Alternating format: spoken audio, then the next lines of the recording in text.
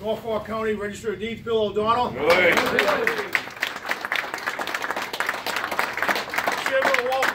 of Walpole School Committee, Billy Bucks is here. Billy Bucks.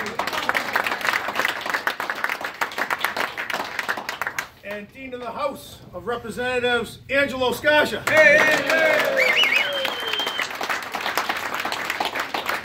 Angelo Sciascia served with John Adams, James Bowden, a bunch of good guys. I've been almost as long as in the House of Representatives as Angelo Sciascia, but all my years, you know, you get to endorse certain candidates, you get to kick off certain fundraisers and candidacies. And the two candidates that I can think of that I have most pride of, whose campaigns I kicked off, one was for President of the United States in 2007, and one was for a seat in the United States Congress in 2001. In 2001, everyone in this room was there for this candidate after Joe Moakley passed away. How can we replace someone so great with another great person? And we rallied behind, we campaigned for, and we elected the best congressman in the United States Congress. Yeah!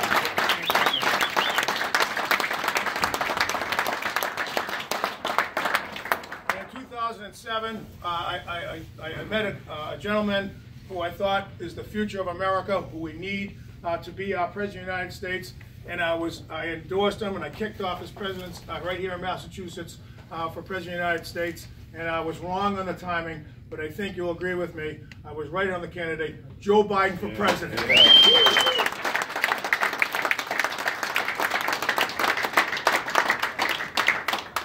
Bill and I and others had the occasion to speak with the Vice President 2 nights ago as he was campaigning out in Iowa on the Nomalaki tour bus, and he wanted me to thank you. He wanted to thank Congressman Lynch.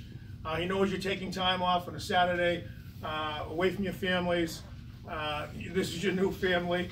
He wanted to thank you personally, and he wanted to thank you especially, not only for promoting his candidacy, but for something far more important, for the future of America. Because it'll be that one person, Joe Biden, who's going to restore the soul of America and take out Donald Trump.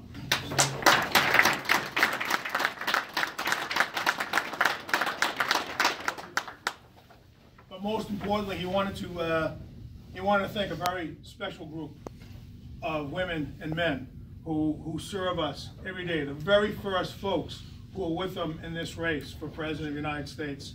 And that's the people, the heroes, not only of 9/11, the heroes of every day on our calendar who sacrifice their lives for us, the International Association of Firefighters. Hey!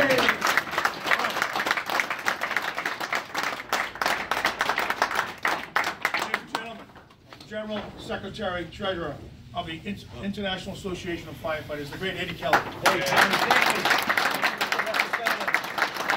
Everybody, welcome to Florian Hall. Now, St. Florian's named after the patron saint of firefighters, and we're very proud of this union hall. You think about what a union is, it's about being a voice for people. People that need to be protected, the people that have a voice, that they have a say in this democracy. We have some great leaders here from several unions. My good friend Bobby Losi is here from the Laborers International Union. Elected ranks. We also have our own 3rd District Vice President representing New England, Jay Colbert is here. Our President of Professional Firefighters of Massachusetts, Richie McKinnon. President of the Boston Firefighters, Bobby Petiti. And a great wealth of leadership. When you think about what government does first and foremost, we want the function of government to protect us and our loved ones. You think about that at so many levels, whether it's globally in our military, but on a day-to-day basis, the most important social security net that the government offers is when you call for help, somebody comes. And a big part of that is your firefighters. And that's a risky job. And sometimes it comes with great, great sacrifice, as we've experienced just in the last few weeks out in Worcester, with with a very horrific loss of one of our lieutenants who left behind a loving family, 3 young children, and Lieutenant Menard, who made the ultimate sacrifice just a few weeks ago. On this wall outside of our Union Hall, we have our memorial wall. A wall where we take every line of duty death, every firefighter that has made the ultimate sacrifice here in Boston, this local, we put on the memorial wall right outside our headquarters. Now, when you think about the function of government to protect us as society, you think about the function of our firefighters and first responders to come to provide that help, the risk and sacrifice that comes with it. It's really our families that pay the price for that sacrifice.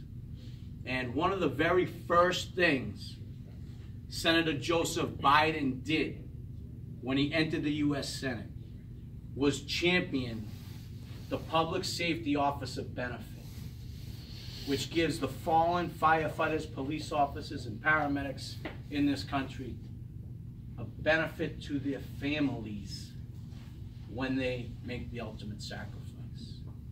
If you think about the core value of where Joe Biden chose to take a stand in the very beginning of an unbelievable career in public service, it was about protecting the fundamental role of government, which is to make sure that those of us that respond to our call for help, their families are protected when they make the ultimate sacrifice. I think that's very indicative of what we need now. We need that kind of common sense approach to governing that brings us right back to our core values of what we are and who we are. You know, we have a very polarized country. In fact, it's not just our country. The world in general is very polarized. And this country leads this world. And this country's president stands on the stage of this world. And right now, we need a uniter in chief. And that's what Joe Biden is, and that's what his career has done. Yeah. And that's why we as firefighters stand so proudly with Joe Biden. When you think about what his career has embodied, it's been about picking up those that need a hand. It's been about governing with compassion.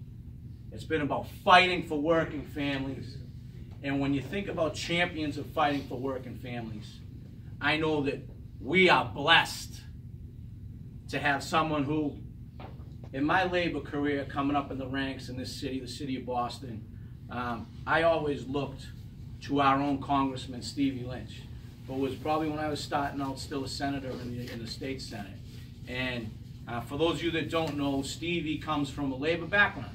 Stevie hung high iron, a very dangerous job. Worked his way, started off in public housing over in Southie, with a proud, hard-working father as an iron worker. His mother worked in the post office, and got his iron workers book, and began working hard. And slowly but surely rose in the labor ranks and learned to be a great advocate. And learned that in order to be a great advocate, he had to better his education and be able to articulate better and be able to study better and be able to win for his iron workers.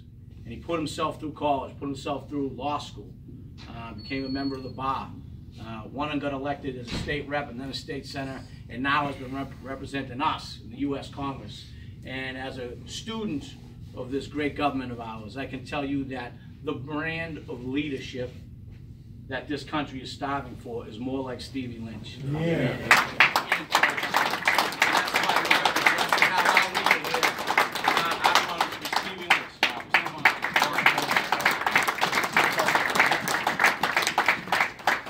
Thank you, Wetzel, and I want to thank everybody, all of our unions that are here today, our elected officials, and I might add about Angelo Sciascia, a highly decorated Vietnam veteran. One of the great things that I get to do in my office is that when families come to me and they say, you know, my grandfather served in World War II, or my grandfather served in Korea, or